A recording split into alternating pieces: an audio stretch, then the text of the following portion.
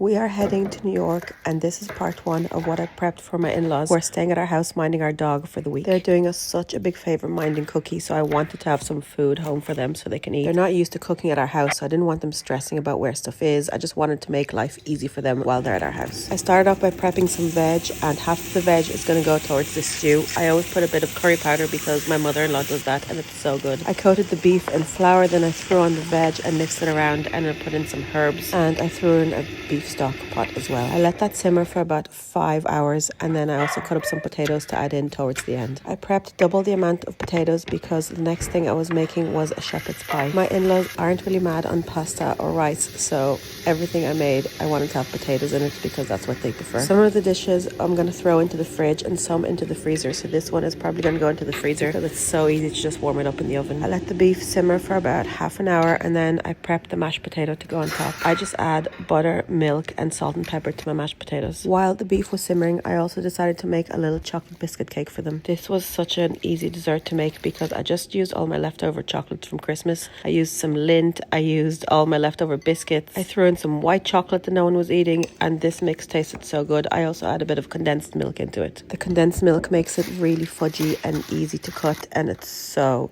tasty. I threw the chocolate biscuit cake into the fridge, and then I also got these things so that they wouldn't have any washing up. I then assembled the shepherd's pie and threw it in the freezer and come back for part 2 to see what else I made them.